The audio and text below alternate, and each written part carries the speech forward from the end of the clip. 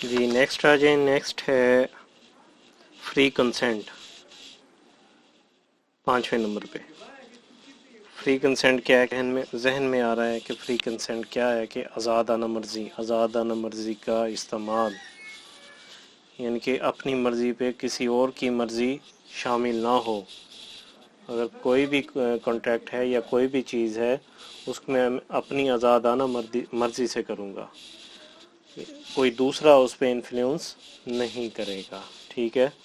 और ये कि एसेंशियल एलिमेंट्स का ये 5वां एलिमेंट है कि free consent for a valid contract it is essential that the consent of the parties must be free. ठीक है। जो मैंने पहले बताया कि उनकी कंसेंट क्या हो, वो फ्री हो, किसी और की मर्जी पे ना चल रहे हों, किसी और की मर्जी पे वो अपना कॉन्ट्रैक्ट को परफॉर्म ना कर रही हों, किसी और की मर्जी पे वो अपने जो परफॉर्मेंस है या कोई कॉन्ट्रैक्ट है या एग्रीमेंट है उस पे न किसी और की मर्जी शामिल ना हो। ठीक है। Consent is free when it is not obtained by coercion, मतलब कि कंसेंट जब अपनी मर्जी कब, यानी कि हम अपनी मर्जी का आज़ादाना इस्तेमाल करेंगे जब हम पर कोई ज़बरदस्ती जबर इस तरह की कोई कंडीशन ना हो। अनड्यू इन्फ्लुएंस, ये क्या है कि नाजायज़ दबाव, बेजा तसल्लुत ना हो, फ्रॉड ना हो, मिसरिप्रेजेंटेशन गलत बयानी ना हो और मिस्टेक। ठीक है। ये कब हम फ्री कंसेंट का इस्तेमाल कर सकते हैं, जब ये 4 चीज़ें ना हो। If the consent of either of the parties is not free, the agreement cannot be become a contract. Section 14 of the Contract Act। ठीक है। कहते हैं कि अगर इनमें से कोई भी एक चीज़ अब कंसेंट पे असरअंदाज होगी, देन क्या होगा, contract can not become a agreement can not become a contract. जो एग्रीमेंट है वो कॉन्ट्रैक्ट नहीं शुमार होगा, वो कॉन्ट्रैक्ट नहीं कहलाएगा। ठीक है। इन सिंपल वर्ड्स अगर हम देखें तो free consent means the two persons must be agree upon the same thing in the same sense. ठीक है। According to the section 14 consent is free when it is not obtained by coercion, undue influence, fraud और misrepresentation. ठीक है। जैसे कि A compels B to enter into a contract on gunpoint। ठीक है। If it is not a valid contract as consent of B is not free, it is a case of coercion। यानी कि ये मिसाल कौन सी है, जबरदस्ती जबर की, कि A जबरदस्ती B से करवा रहा है किस चीज पे, गन पॉइंट पे। ठीक है। तो वही वाली पहली वाली कंडीशन आ गई कि ये क्या हो गई, कोर्शन, जबरदस्ती, जबर, ये जहां भी आएगा वो कॉन्ट्रैक्ट वैलिड नहीं होगा। ठीक है। जैसा कि एक और मिसाल ले लेते हैं कि M with free consent promises to sell his cycle to N for 50,000, it is a valid contract। Valid contract कौन सा होगा, जब आप अपनी फ्री कंसेंट से प्रॉमिस कर रहे हैं और उसको परफॉर्म कर रहे हैं। ठीक है। जब भी इनमें से कोई भी एक चीज़ आएगी वो फ्री कंसेंट नहीं होगी। अब इसको थोड़ा सा हम क्वेश्चन को देख लेते हैं कि ये है क्या। Question is the committing or threatening to commit any act forbidden by the Pakistan penal code or the lawful detaining or threatening to detain any property to the prejudice of any person whatever with the intention of causing any person to enter into an agreement। ठीक है। कि कोई भी ऐसा अमल, कोई धमकी, कोई act जो कि मना किया गया हो फॉरबिडन हो पाकिस्तान पेनल कोड की तरफ से, या कि वो वैसे ही अनलॉफुल हो, उसमें इन्फोर्समेंट ऑफ लॉ ना हो, तो वो क्या कहलाएगा? वो ज़बरदस्ती जो भी होगी, चाहे वो गन पॉइंट पे हो, चाहे किसी को कत्ल की धमकी दे के हो, चाहे किसी को बेदखल करने की हो, कोई भी सिचुएशन हो, तो वो क्या है जी, वो कॉन्ट्रैक्ट में शामिल नहीं होगी। ठीक है, अब आ जाते हैं जी अनड्यू इन्फ्लुएंस क्या है, यानी कि नाजायज दबाव, बेजा तसल्लुत। A contract is said to be induced by undue influence where the relations subsisting between the parties are such that one of the parties is in a position to dominate the will of the other। कि एक party इस situation में है या वो एक ताकत रखती है कि दूसरे की कंसेंट पे या उसकी मर्जी पे अपना यानी कि ताकत का असर और रसूख इस्तेमाल करे, और वो ज़बरदस्त एक दबाव डाल के, नाजायज़ दबाव डाल के उस कॉन्ट्रैक्ट को वैलिड बनाने की कोशिश करे। The will of the other party and uses that position to obtain an unfair advantage over the other.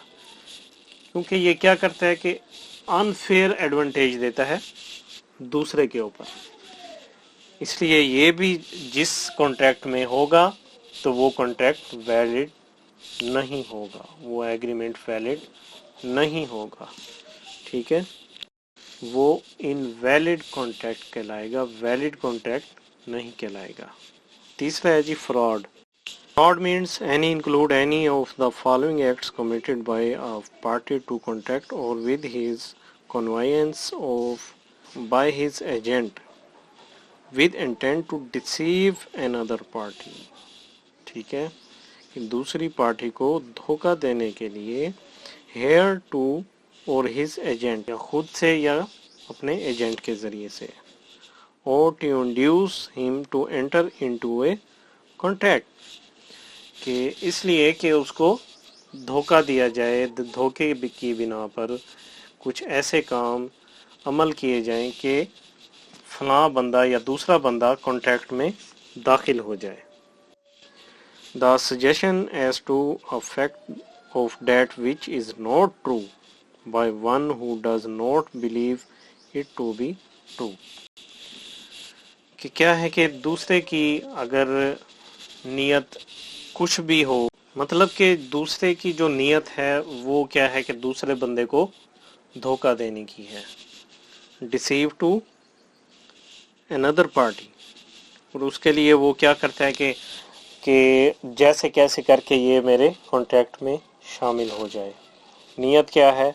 धोखा देने की, और उसकी जो ये कंसेंट है वो क्या है, वो भी उसमें शामिल हो जाती है कि फ्रॉड पर मुश्तमिल किसी चीज़ को हासिल करने के लिए किसी को इन्फोर्स किया जाए कि वो उसके कॉन्ट्रैक्ट में शामिल हो जाए, तो वो भी क्या कहलाएगा? फ्री कंसेंट में शामिल नहीं होगा और इनवैलिड कॉन्ट्रैक्ट कहलाएगा, वैलिड कॉन्ट्रैक्ट नहीं कहलाएगा। दूसरा ये कि मिस रिप्रेजेंटेशन, गलत बयानी करके किसी को अपने कॉन्ट्रैक्ट में शामिल करना, वो चीज़ बताना जो उसमें है ही नहीं, या वो चीज़ बताना कि जो उसमें जो उसकी स्पेसिफिकेशन या जो कॉन्ट्रैक्ट है जो उसकी वैल्यू है वो उतनी बनती ही नहीं है, उसको क्या किया जा रहा है कि मिस रिप्रेजेंट किया जा रहा है। एक वो चीज़ बताना जो उसमें है ही नहीं, और एक वो चीज़ बताना जो उसमें शामिल तो है लेकिन उस तरह से शामिल नहीं है जिस तरह से वो बताने की कोशिश कर रहा है। ठीक है, जैसे कि कोई जानवर खरीद कर रहा है या कोई जानवर बेच रहा है, ठीक है, बेचने वाला कह रहा है कि ये फलां नस्ल का है, उस नस्ल का हो भी सही, ठीक है, लेकिन वो प्योर ना हो, उसमें प्योरिटी ना हो। क्या किया उसने मिस रिप्रेजेंट किया, यानी कि गलत बयानी की। तो क्या है, ऐसा कॉन्ट्रैक्ट भी क्या होगा, फ्री कंसेंट में उसमें शामिल ही नहीं है। फ्री कंसेंट उसमें जो हमने देखा कि सेक्शन 14 कहता है कि फ्री कंसेंट तब होगी जब ये चार चीज़ें नहीं होंगी। तो अगर ये चार चीज़ें या इनमें से कोई एक भी आंसर शामिल है तो वो फ्री कंसेंट को क्या करेगा, डिमोलिश करेगा, उसको इफ़ेक्ट करेगा, उसको इन्फ्लुएंस करेगा, जिसका मतलब है कि कॉन्ट्रैक्ट क्या है, वैलिड नहीं है, और ये कॉन्ट्रैक्ट क्या है, इनवैलिड है। छठा है जी लॉफुल ऑब्जेक्ट। जो ऑब्जेक्ट होगा कॉन्ट्रैक्ट का वो भी लॉफुल होना चाहिए, जैसे कि हमने पहले भी सेक्शन 23 में इसको मैंने बताया है कि उसमें ये चीज़ें होंगी कि उसमें फ्रॉड ना हो, इलीगल ना हो, इमोरल ना हो, ठीक है, oppose to the public policy ना हो, ठीक है। इसको पढ़ लेते हैं। The agreement must be made for a lawful object. The object of the agreement is lawful if it is not fraudulent, illegal, immoral, opposed to the public policy, or involves injury to the person or property of another. Every agreement with unlawful object or consideration is illegal and void. Section 23, ठीक है।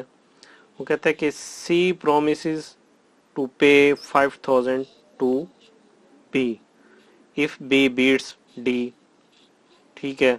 The agreement is illegal and object is unlawful, कि क्या कि सी ने वादा किया कि वो पैसे देगा 5,000 बी को अगर बी डी को मारे पीटे। तो ये क्या है कि एग्रीमेंट वो कहता है कि इलीगल है क्योंकि इसमें जो ऑब्जेक्ट है वो अनलॉफुल है। यानी कि पहले हमने देखा कि लॉफुल कंसिडरेशन होगी, लॉफुल ऑब्जेक्ट होगा, ठीक है। ऑब्जेक्ट में ये कि अगर कोई कॉन्ट्रैक्ट जो भी हो रहा है उसमें ऑब्जेक्ट ही अनलॉफुल है तो वो भी कॉन्ट्रैक्ट वैलिड नहीं कहलाएगा, ठीक है। इन सिंपल वर्ड्स अगर हम देखें तो the object of the contract must be lawful according to the contract act. Every agreement of which the object or consideration is lawful is void. The object of the contract is lawful if it is not number 1 forbidden by law, fraudulent, involves injury to person or property of the another person, immoral, opposed to public policy, ठीक है। जैसे कि A promise to pay 5,000 जो मैंने अभी बताया कि वो अगर D को मारे तो वो उसको 5,000 देगा, तो ये क्या है, उसमें ऑब्जेक्ट जो है वो अनलॉफुल है। ये इन चीज़ों को बाद में हम इंशाल्लाह बाद के लेक्चर्स में डिटेल से पढ़ेंगे। तो अभी थोड़ा सा आपका कंसेप्ट क्लियर करना है कि आपको आगे जाके कोई एम्बिग्विटी ना आए, आपका जहन जो है वो पहले उस चीज़ से वाकिफ़ हो, आपको पता हो कि ये हमने जो चीज़ पहले पढ़ी थी वो ये थी, उसको हम आगे जाके नेक्स्ट लेक्चर में इंशाल्लाह डिटेल से करेंगे, ठीक है। अब हम नंबर 7 पे जो करने जा रहे हैं वो है writing and registration. Writing and registration क्या है जी, लीगल फॉर्मेलिटी, जहाँ पे यानी कि कानून हमें कहता है कि अगर कोई प्रॉपर्टी या कोई चीज़ जो 100 रुपये से ज़्यादा हो उसकी वैल्यू, तो उसको रिटर्न में लिखना लाजमी है स्टाम्प पेपर पे, ठीक है। उसकी अटेस्टेशन होगी, वैल्यूएशन होगी, उसको क्या करेंगे हम, राइटिंग में होगा ये सारा कुछ। अगर ऐसे नहीं किया जाता तो क्या है, अ कॉन्ट्रैक्ट में भी ओरल और इन राइटिंग। जो कॉन्ट्रैक्ट है वो ओरल भी हो सकता है और राइटिंग में भी हो सकता है, मगर if the contract is in writing it is easy to prove in court. अगर जो कॉन्ट्रैक्ट है वो राइटिंग में है तो वो उसको साबित करना कोर्ट में आसान है, बजाय इसके कि वो उसको ओरल कॉन्ट्रैक्ट वो साबित करता फिरे। Where it is necessary that a particular contract must be in writing, signed, stamped, attested by witness and registered, it must fulfill all the requirements। कि वो जो कॉन्ट्रैक्ट होगा, वो जो प्रॉपर्टी का कॉन्ट्रैक्ट होगा या कोई एग्रीमेंट होगा, तो वो क्या होना चाहिए कि कॉन्ट्रैक्ट को वैलिड बनाने के लिए स्टैम्प्ड हो, अटेस्टेड हो, साइंड हो, उसके विटनेस हो, रजिस्टर्ड होना चाहिए, और भी ऐसी तमाम रिक्वायरमेंट्स को पूरा करे जो उसको क्या करे, वैलिड बनाए, ठीक है। अब एक बंदा है वो प्रॉपर्टी का जो अपनी प्रॉपर्टी बेचना चाहता है बी को, तो वो जो उनमें जो terms and condition rights and duties जो भी है वो स्पेसिफाई हो गई, एक दूसरे को बता दिया गया। ठीक है, ठीक है, कॉन्ट्रैक्ट ओरल भी हो सकता है, ठीक है, लेकिन जैसे कि मैं शुरू में बताया कि ओरल कॉन्ट्रैक्ट को प्रूव करने के लिए कोर्ट में फिर वो साबित करना पड़ता है। उसको प्रूव करने के लिए बहुत सारी चीज़ें जो हैं वो लानी पड़ती हैं, उनको कोर्ट में जमा कराया जाता है, जिससे ये साबित हो सके कि ये ओरल कॉन्ट्रैक्ट हुआ था। कोई गवाह पेश करेगा या कोई ऐसी चीज़ जो उस टाइम उसके साथ या परचेज़र और सेलर्स के साथ दरमियान में मौजूद हो, ठीक है, उसको पेश करेगा। वो कहता है कि साइंड कॉन्ट्रैक्ट, रिटन कॉन्ट्रैक्ट वो ज़्यादा इजी है, उसको कोर्ट में प्रूव किया जाए। ठीक है, तो क्या है कि 100 रुपये से ज़्यादा की कोई भी चीज़ होगी उसको रिटर्न में लेना एक तो हमारे लिए आसानी है, दूसरा ये कि कॉन्ट्रैक्ट को परफॉर्म करने में और उसको नेक्स्ट उसकी परफॉर्मेंस के लिए, ताकि दूसरी जो पार्टी है वो फेलियर ना करे, उसको परफॉर्म करने में कोई ऐसा हीला बहाना कोई ना करे कि जिससे दूसरी पार्टी का नुकसान हो। ठीक है, in simple words a contract may be oral in writing. Writing statements are easy to prove in the court. It is necessary that the agreement must be in writing. जैसे मैंने पहले बताया कि अटेस्ट होगी, विटनेस के sign होंगे, registered होगी, जो भी चीज़ है required by the law. The contract of sale, mortgage, lease or gift of immovable property are required to be writing and registered. ठीक है, मिसाल के तौर पे वो कहता है X verbally promised to sell his book to Y. ठीक है, X ने क्या जी वर्बली एक प्रॉमिस कर लिया कि वो बुक बेचेगा Y को 200 रुपये में, तो it is a valid contract है, तो ये वैलिड ही, because the law does not require it to be in writing. कि इसमें वो कहता है कि लॉ जो है वो ज़्यादा जोर नहीं देता कि इस तरह के कॉन्ट्रैक्ट को लिखा जाए, लेकिन क्या है कि अगर कोई प्रॉपर्टी या कोई चीज़ है या 100 रुपये से ज़्यादा की भी है तो उसको लिख लेना अच्छी बात है, उसको लिखना ज़रूरी है। जैसे कि मैंने अभी थोड़ी देर पहले बताया कि the contract of sale, mortgage, lease और gift of immovable property are required to be in writing and registered. दूसरा देखते हैं कि a written agreement must made for sale of immovable property but it was not signed by the two parties. The court held that no contract existed. और ये एक case law भी है, ठीक है, कि जहाँ पर एक रिटन एग्रीमेंट हुआ सेल ऑफ इमूवेबल प्रॉपर्टी का, लेकिन वो साइन नहीं था दोनों पार्टीज़ की तरफ से, तो कोर्ट ने क्या किया, कोर्ट ने कहा कि ये कॉन्ट्रैक्ट नहीं है, इसकी एग्जिस्टेंस नहीं है। और ये केस था जी फरजांद अली वर्सेस खुदा बख्श, जिसमें वो एग्रीमेंट तो हो गया इमूवेबल प्रॉपर्टी का, लेकिन जो साइन थे दोनों पार्टीज़ के, वो जो डॉक्यूमेंट्स था उस पर थे ही नहीं। तो कोर्ट ने क्या कहा कि ये जो कॉन्ट्रैक्ट है ये एग्जिस्ट नहीं करता। केस ला है जी फरजांद अली वर्सेस खुदा बख्श। एक और मिसाल है कि verbally promise to sell his house to B, A verbally promise to sell his house to B, it is not a valid contract because the law requires it to be in written form. एक और essential elements है, वो है 8वां certainty of terms, यानी कि यकीनी शराइत। जब भी कोई मुआहदा होगा उसमें ये लिखा जाएगा कि कैसे देगा, कब देगा, कितने पैसे होंगे और उसके बदले में क्या चीज़ दी जाएगी, ये चीज़ें उनको यानी कि सर्टन करना लाजमी है। ठीक है, according to the section 29 agreement the meaning of which is not certain और capable of being made certain और वाइड। ठीक है, the terms of an agreement must be clear, complete and certain. ठीक है, जो टर्म्स होंगी एग्रीमेंट की वो क्लियर होंगी, कंप्लीट होंगी और यकीनी होंगी। If the terms are uncertain the agreement is void. जहाँ पे जो टर्म्स होंगी अनसर्टन होंगी, कोई जिक्र नहीं होगा, गैर यकीनी होंगी, तो वहाँ पे क्या होगा, जो एग्रीमेंट है वो वाइड होगा। इन सिंपल वर्ड्स के for the validity of the contract it is necessary that the terms of the agreement must be clear and certain। मिसाल के तौर पे A agrees to sell B 50 tins of oil and there is no indication as what oil is to be shipped, ठीक है, या supplied।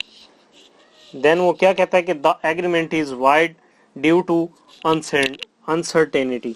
ठीक है, उसने कहा कि मैं 50 जो हैं और टीन्स दूंगा आयल के, ये नहीं बताया कि किस चीज़ का आयल होगा, ठीक है, या कब देगा, या किस जगह पे ये जो है कॉन्ट्रैक्ट जो है वो परफॉर्म किया जाएगा।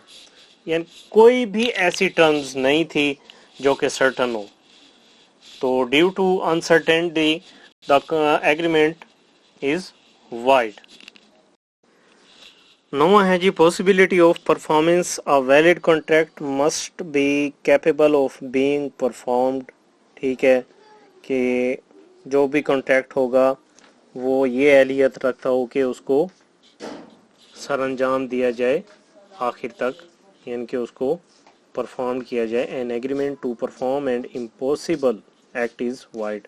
जो भी एग्रीमेंट होगा जो कि परफॉर्मेबल ही ना हो, जिसकी परफॉर्मेंस इम्पॉसिबल हो, वो एक्ट क्या कहलाएगा, वाइड कहलाएगा। If the act is legally or physically impossible to perform the agreement can not be enforceable by law. जहाँ पे कोई ऐसा अमल जो लीगली कानूनी या फिजिकली इम्पॉसिबल है परफॉर्मेंस के लिए, then the agreement can not be, जो एग्रीमेंट होगा वो इन्फोर्सेबल नहीं होगा according to the law section 56 of the contract act 1872। ठीक है, अगर हम इसकी कोई मिसाल लें तो वो ये है कि C agrees with B to discover a treasure by magic. ठीक है, the agreement is not enforceable by law. ठीक है, कि सी एग्री हुआ बी के साथ कि वो डिस्कवर करेगा बाय मैजिक। मिसाल के तौर पे वो कहता है जी सी ने एग्री किया बी के साथ कि मैं जादू करके मैजिक के साथ आपकी जो भी चीज़ है जो गुम हुई है मैं उसको रिकवर कर दूंगा, मैं उसको ला के दे दूंगा। तो वो क्या कहता है कि this type of agreement is not enforceable by law. जो एक चीज़ पॉसिबल ही नहीं है, जादू के ज़रिए से वो क्या कर देगा। ठीक है, ये जो जादू शादू होते हैं ये सिर्फ मूवीज़ में, ड्रामे में होते हैं और कार्टून में चलते हैं। रियल में इनका कोई तस्वुर नहीं होता कि एक बंदा कहे कि मैं, अच्छा अगर तुम्हारा मोटरसाइकिल गुम हो गया है या तुम्हारी कार गुम हो गई है तो मैं अभी जादू करता हूँ तो तुम्हारी कार मिल जाएगी। ठीक है, तो उसके बदले ना तुम मुझे इतने पैसे दे देना। कि ये क्या है कि ये इम्पॉसिबल ही नहीं है, तो पॉसिबल परफॉर्मेंस जो है कॉन्ट्रैक्ट की वो इसमें नहीं आती। So the act is void. C agrees with B to put life into B's dead dog. ठीक है, the agreement is void as it is impossible to perform. कि सी वादा करता है बी के साथ कि उसका जो डॉग है जो डेड है उसको वो ज़िंदा कर देगा। ठीक है, तो वो क्या कहता है कि इसमें पॉसिबिलिटी ही नहीं है, वो पॉसिबल ही नहीं है काम, वो कॉन्ट्रैक्ट परफॉर्म ही नहीं हो सकता इन द रियल मीन कि एक ऐसी चीज़ का एक वादा कर लेना या एक ऐसी चीज़ की ये कोई यकीन दहानी करवा देना कि मैं ये कर दूंगा कि ये हो जाएगा, वो क्या है कि वो वाइड है। वो एग्रीमेंट क्या होगा, वाइड होगा। Agreement is void as it is impossible to perform, जो परफॉर्म ही नहीं हो सकता तो जाहिर सी बात है वो एग्रीमेंट जो है वो वाइड होगा, क्योंकि ना किसी को मरे हुए को जिंदा किया जा सकता है, ना किसी की गुम हुई चीज को जादू से वापस लाया जा सकता है। ठीक है, तो ये चीजें क्या हैं, ये चीजें हैं कि जो कॉन्ट्रैक्ट को एग्रीमेंट को वाइड बनाती हैं, जहां पे जहां पे परफॉर्मेंस पॉसिबल ही ना हो। ठीक है, 10वां है जी एक्सप्रेसली डिक्लेयर्ड वाइड।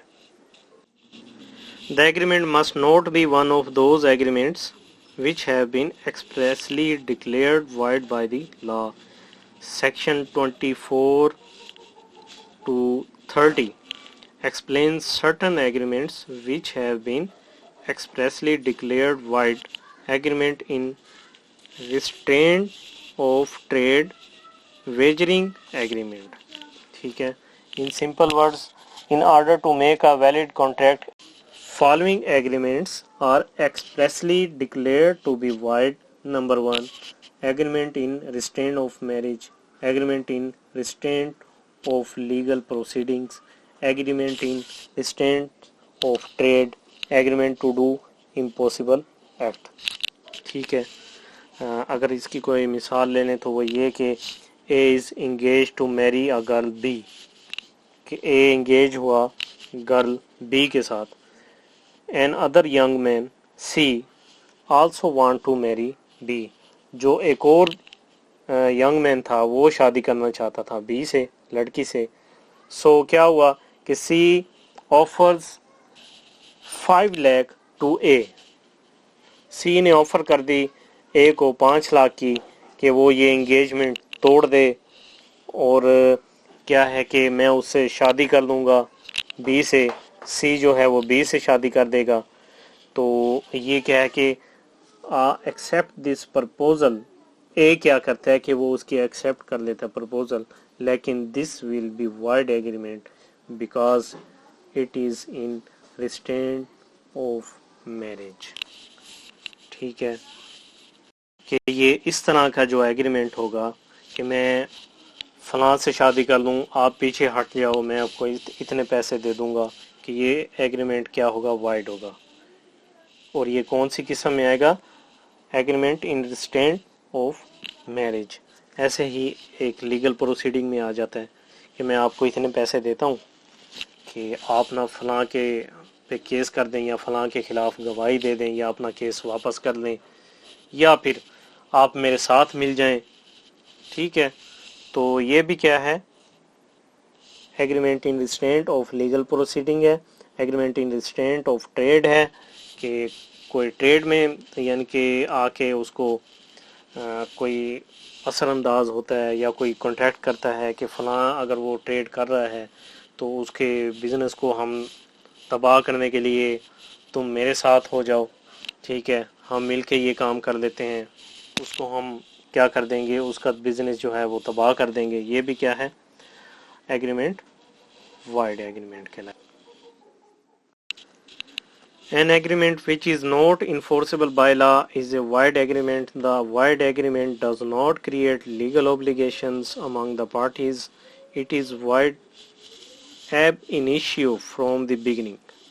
ठीक है, ये एक ab initio एक कानूनी टर्म है जिसका मतलब है शुरू से ही, सिरे से ही, मन इब्तदा से। क्या है जी, ये एक लातीनी इस्तिलाह है। ठीक है, ज़ेर दफ़ा 440 ताज़ीरात पाकिस्तान सज़ा दही के लिए ज़रूरी है कि नीयत मुजरिमाना जुर्म की इब्तदा ही से साबित की जाए।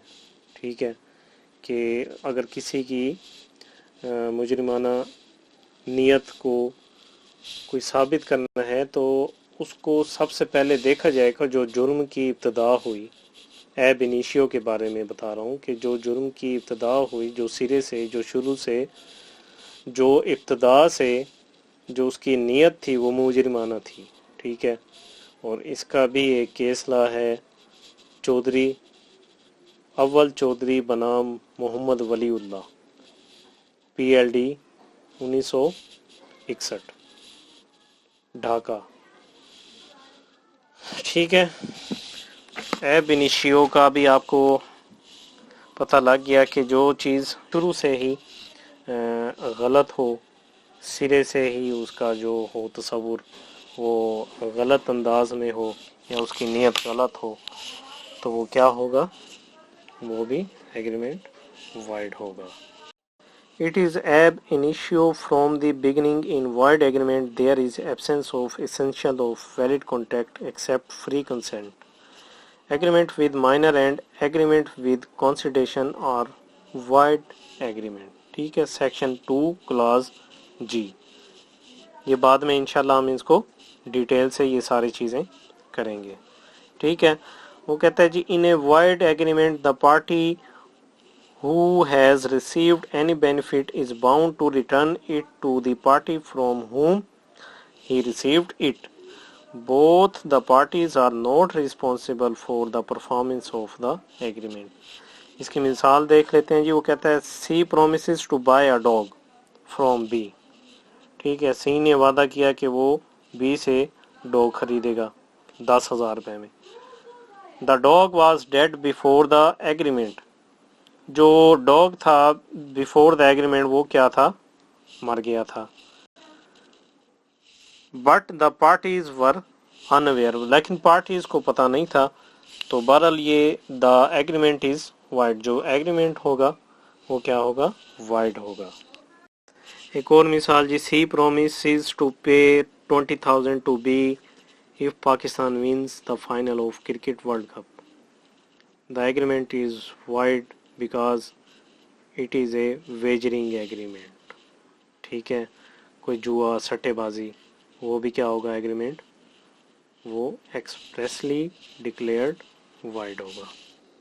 तो ये थे जी हमारे essentials elements of the contract, कि जिनमें से कोई भी एक आंसर मिसिंग हो या कोई भी चीज़ शामिल पाई जाए तो वो हमारा कॉन्ट्रैक्ट क्या है, वैलिड नहीं होगा. ठीक है, अब हम बढ़ते हैं काइंड्स ऑफ कॉन्ट्रैक्ट की तरफ. ठीक है, थोड़ा सा उसको भी डिफाइन कर लेते हैं. चलते हैं जी काइंड्स ऑफ कॉन्ट्रैक्ट की तरफ. Kinds of contract, types of contract में कौन कौन से हैं, एक जनरल ओवरव्यू ले लें तो इसमें है जी काइंड्स ऑफ कॉन्ट्रैक्ट में वैलिड कॉन्ट्रैक्ट, वाइड कॉन्ट्रैक्ट, उसके बाद वाइड एग्रीमेंट आ जाता है, वाइडेबल कॉन्ट्रैक्ट, ठीक है, अनफोर्सेबल कॉन्ट्रैक्ट, इलीगल एग्रीमेंट. ठीक है, और बाकी हम इसको देख लेते हैं.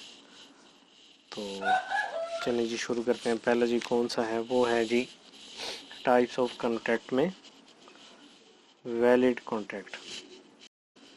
जी, वैलिड कॉन्ट्रैक्ट और contract which satisfies all the conditions prescribed by the law is a valid contract. ठीक है, सिंपल सी डेफिनेशन है कि कॉन्ट्रैक्ट ऐसा कॉन्ट्रैक्ट जो कि सारी कंडीशंस को पूरी करता हो जो कि प्रिस्क्राइब्ड हैं लॉ की तरफ से, वो क्या होगा, वैलिड कॉन्ट्रैक्ट कहलाएगा. मिसाल के तौर पे A agrees to sell his car to B for 2 lakh. If this agreement fulfills all the essentials of contract, then it will called the valid contract. उसके बाद है जी void contract. The term void means something without legal effect. ठीक है, section 2 clause J states the contract which is to be enforceable by law becomes void when it is to be enforceable, कि उसके enforceable की क्या हो, उसमें एक रुकावट पैदा कर दे. ठीक है, it becomes void due to certain reasons. In a void contract both the parties are not legally responsible to fulfill the contract. The contract becomes void under the following circumstances. कि जो contract जो है वो इन circumstances में क्या हो जाएगा, wide हो जाएगा. किस में जी, जहाँ पे इम्पॉसिबिलिटी ऑफ परफॉर्मेंस हो. ठीक है, मिसाल के तौर पे C agrees to sell his house to B after 2 days the house is burnt, the next day, दूसरे दिन ही उसका घर क्या हुआ, जल गया। The contract becomes void due to impossibility of performance, ठीक है। और दूसरा है कि subsequent illegality.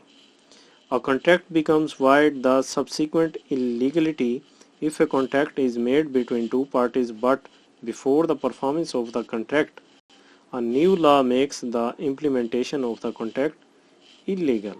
The contract becomes void.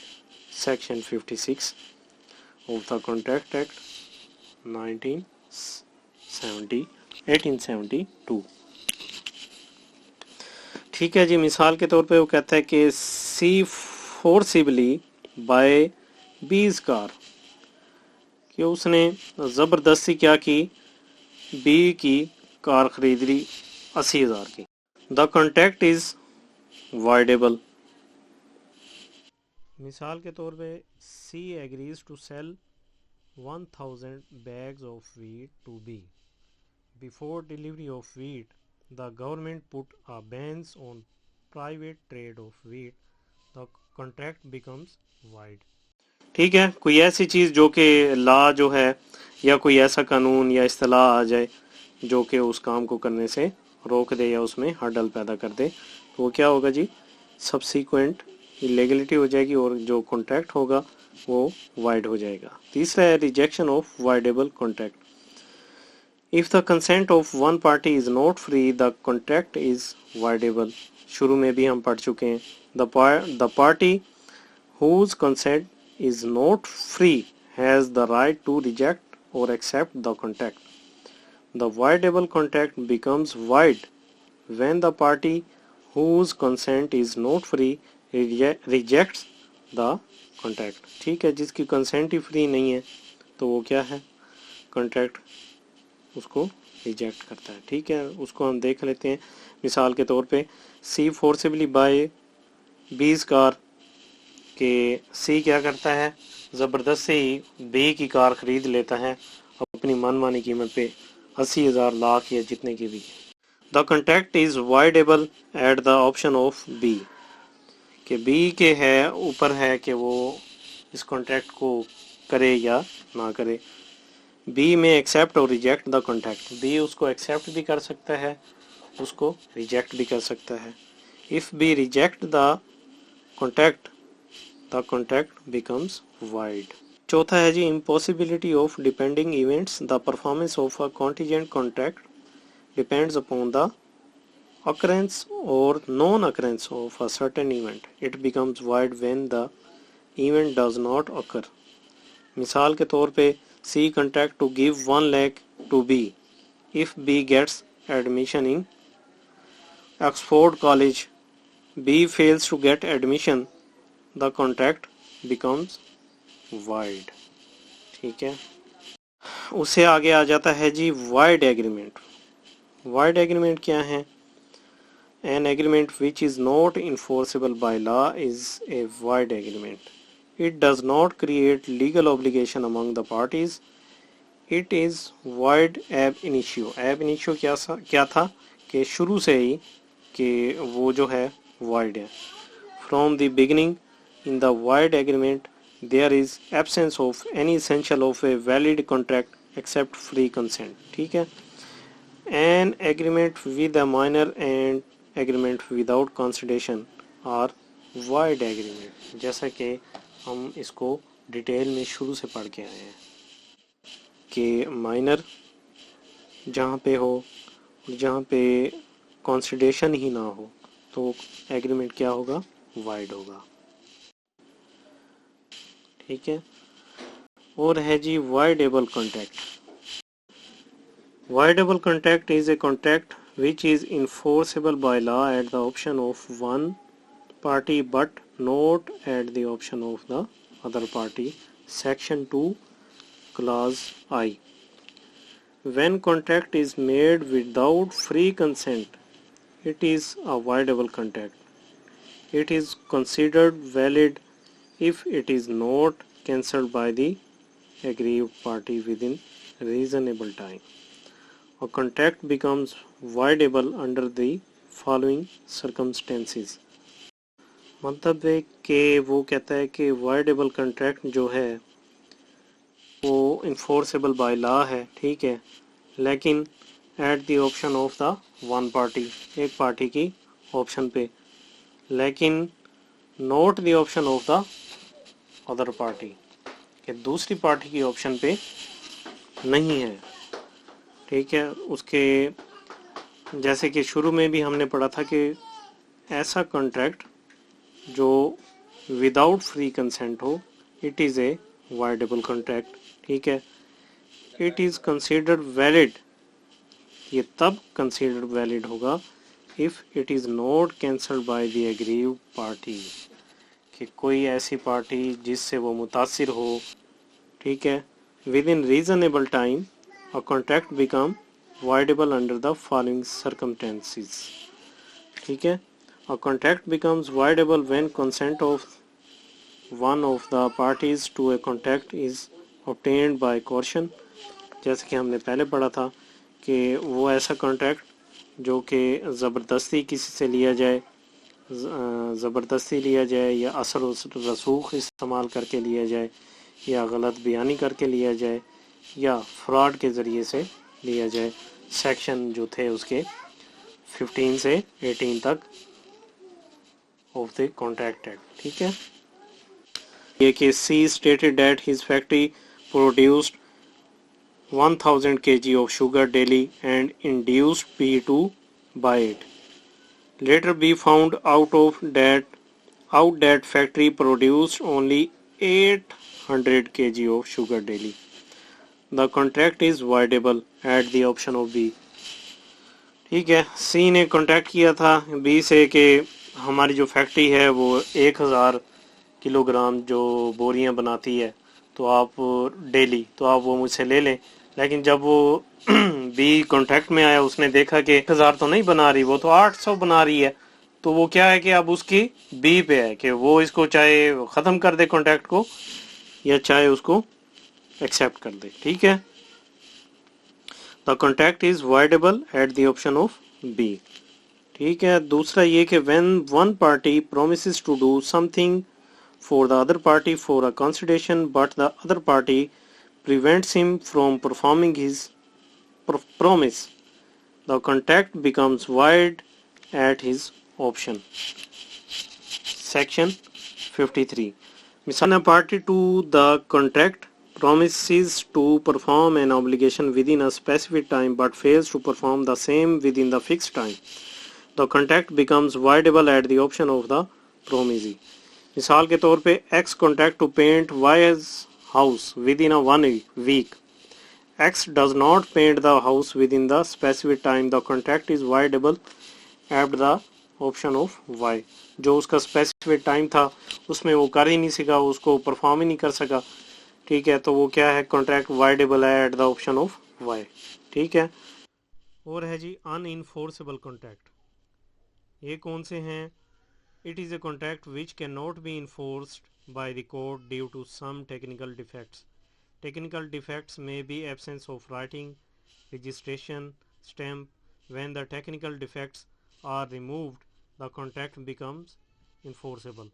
ये जो हमने जो शुरू में चीज़ें पढ़ी हैं, ये सारा कुछ वही है कि वो उसको kinds of types of contracts में कहीं ना कहीं आ रही हैं, ठीक है। कि अनफोर्सेबल कॉन्ट्रैक्ट ऐसा कॉन्ट्रैक्ट होगा कि which can not be enforce by the law due to some technical defects, ठीक है। टेक्निकल डिफेक्ट्स क्या हैं?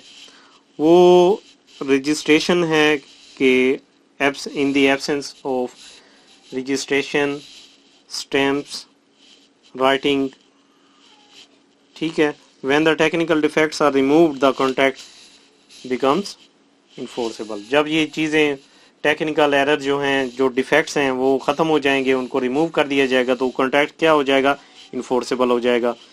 वो मिसाल के तौर पे C borrows 1 billion from B and makes a pronote on 10 stamps paper, it is unenforceable because the pronote is undervalued. एक और जो है वो है illegal agreement. C borrows 1 billion from B and makes up a note on 10 stamp paper. It is unforceable because क्यों अनफोर्सेबल हैं? क्योंकि जो पर नोट हैं वो अंडर वैल्यूड हैं, ठीक है। और जो दूसरी किस्म है वो है illegal agreement. An agreement is illegal if it is forbidden by any law. The object of illegal agreement is unlawful, it is void ab initio, it cannot be enforced by the court. The parties to an illegal agreement are not responsible to perform their promises. There is punishment for the parties who make such agreement, ठीक है, कि वो फिर punishment होगी उन parties के लिए जो फिर इस तरह के इलीगल एग्रीमेंट्स बनाते हैं। A collateral agreements to an illegal agreement is also void. A collateral agreement is secondary to the main agreements. कि क्या है collateral agreements जो है main agreements के लिए क्या है, वो secondary है, primary नहीं है। secondary कहते हैं जो primary के बाद आता है। primary होता है पहले first important जो, और secondary होता है अगर उसकी प्राइमरी चीज़ नहीं है, अगर उसको परफॉर्म करने के लिए उसका शुरू से ही कोई प्राइमरी कोई आंसर या फैक्टर नहीं है, तो हम क्या फिर उसको यूज़ करते हैं, सेकंड ऑप्शन यूज़ करते हैं, वो होती है सेकेंडरी, ठीक है। वो कहता है कि a collateral agreement is secondary to the main agreement section 23। मिसाल के तौर पे वो कहता है कि C gives money to B a smuggler to buy smuggled goods. The agreement is illegal and the money cannot be recovered. कि सी ने पैसे दिए बी को जो कि एक स्मगलर है और स्मगल्ड जो गुड्स हैं वो खरीदने के लिए पैसे दिए। So the agreement is illegal, जो एग्रीमेंट था वो है इलीगल। अगर वो कल को कुछ हो भी जाता है, कोई पार्टी आपस में अपनी जो ऑब्लिगेशंस हैं, ड्यूटीज़ हैं, परफॉर्म नहीं करती, तो उसका पैसा रिकवर्ड नहीं होगा, क्योंकि ये जो कॉन्ट्रैक्ट था वो एब इनिशियो शुरू से ही सिरे से ही वो इलीगल एग्रीमेंट था, ठीक है। अब A borrows 2 lakh from B to buy a car from X to carry out a bomb blast. B knows the purpose of the loan. Agreement between A and B is collateral to the agreement with X, so it is also illegal, ठीक है। ऐसा कोई भी agreement जो कि forbidden by law illegal होगा contract की formation के लिहाज से, कि according to formation of contract has the following 3 kinds। Express contract भी हो सकता है, इम्प्लॉयड भी हो सकता है और कोसाई कॉन्ट्रैक्ट भी हो सकता है। पहले हम आएंगे express contract. An express contract is a contract where the parties state the terms by words spoken और रिटन। जहाँ पे जो शराइत होती हैं वो वर्ड्स बाय वर्ड्स होती हैं या फिर रिटन होती हैं। Express contract. An express contract is a contract where the parties state the terms by words spoken or written। जहाँ पे जो parties होती हैं वो क्या contract जो है उनका वो या तो फिर word spoken से होता है या फिर written आता है at the time of formation। When such a contract is formed, there is no difficulty to understanding the rights and obligation of the parties। फिर जब एक contract formed हो जाता है फिर उसमें कोई मुश्किल नहीं रहती उसको समझने के लिए और एक दूसरे की राइट्स एंड ड्यूटीज़ को पहचानने में, ठीक है। सेक्शन 9 जो इस चीज़ को डिफ़ाइन कर रहा है, मिसाल के तौर पे हम देख भी लेते हैं। A tells on telephone to B that he wants to sell his car and B informs A that he agrees to buy the car. तो ये क्या है जी, ये एक्सप्रेस कॉन्ट्रैक्ट है, ठीक है। दूसरा है जी इम्प्लॉयड कॉन्ट्रैक्ट। इम्प्लॉयड कॉन्ट्रैक्ट कौन से हैं जी? An implied contract is made otherwise than by words, के otherwise than by words spoken और written. It arises from the acts और कंडक्ट ऑफ द पार्टीज, ठीक है। कि वो जो पहले वाला हमने पढ़ा था एक्सप्रेस कॉन्ट्रैक्ट, उसमें क्या था, वर्ड स्पोकन पे और रिटन होता है। वो कहता है कि इसको छोड़ के it arises from the acts or conduct of the parties or circumstances of the particular case. It arises when one person without request provides services and expects कि B ने क्या किया, B withdraws 25,000 from ATM of a bank. It is an implied contract. ये क्या कर रहा है, उसके एक्ट को शो कर रहा है और क्या कर रहा है, और उसकी कंडक्ट को शो कर रहा है. तो ये क्या है, इम्प्लॉयड कॉन्ट्रैक्ट है. तीसरा है जी क्वासी कॉन्ट्रैक्ट. ठीक है, यानी कि निस्फ मुआहदा. A quasi contract is not a contract, it is an obligation created by law in the absence of a contract. It is based on the principle of equity, that a person shall not be allowed to get benefits at the cost of another. It is also called constructive contract. मिसाल के तौर पे वो कहता है C find the lost goods that belongs to B. The lost goods के C ने जो गुमशुदा चीज़ें थी वो हासिल की, that belongs to B जो B की थी. C is bound to return the goods to B. अब C क्या है, वो बाउंड है कि वो वापसी कर दे B को. ठीक है. C leaves his goods at B's house by mistake. कि C क्या है, भूल गया अपनी चीज़ें B के घर. B treats the goods as its own and uses them. B ने क्या किया, उसकी चीज़ें उठाई और ख़ुद इस्तेमाल करने लग गया कि जैसे वो उसकी हैं. It is a quasi contract but is bound to pay for the goods. कि वो बाउंड तो है कि वो पे करेगा उन चीज़ों के एवज. ठीक है. अब हैं जी अकॉर्डिंग टू परफॉर्मेंस. परफॉर्मेंस के लिहाज से जो कॉन्ट्रैक्ट की काइंड्स हैं वो दो हैं. Number 1 executed contract, number 2 executive contract. Executed contract कौन से हैं जी? इन ए executed contract both of the parties completely fulfilled their obligations. कि अपनी जो parties हैं वो मुकम्मल तौर पर अपनी जो obligations हैं वो fill करती हैं, complete करती हैं, मुकम्मल करती हैं. It means that nothing remains to be done by either party under the contract. कि वो इस तरह से कंप्लीट करती हैं कि किसी के पास किसी की कोई ऑब्लिगेशन बाकी नहीं रहती. मिसाल के तौर पे B buys a book from C, C deliver the books and B pays the price. It is an executed contract. ठीक है, सिंपल सा है. दूसरा है जी executive contract. Executive contract, in executive contract some obligations remain to be fulfilled. Executed में क्या था कि सारी ऑब्लिगेशंस कंप्लीटली फुलफिल्ड होती हैं, और यहाँ पे वो कहता है executive contract some obligations remain to be fulfilled. In other words, the contract is said to be executory when both the parties to a contract have not performed their obligations. मिसाल के तौर पे M sells his car to N for 2 lakh. N has not yet paid the price and M has not delivered the car. कि मुआहदा तो हो गया, 2 लाख की उन्होंने कहा कि हम, एक ने कहा मैं कार बेचूंगा 2 लाख में, उसने कहा ठीक है. अब क्या हो गया कि N has not paid the price, ना उसने प्राइस पेड की, और जो M है, M ने भी अभी तक कार डिलीवर्ड नहीं की. The contract between the M and N is executory, यानी कि जो अभी परफॉर्म होना है. ठीक है. और चौथा आ गया अकॉर्डिंग टू द पार्टीज. पहले हमने अकॉर्डिंग टू दी परफॉर्मेंस किया, अब है जी according to parties. According to parties a contract has following 2 kinds. अगर पार्टीज के लिहाज से देखें तो उसकी भी 2 काइंड्स हैं.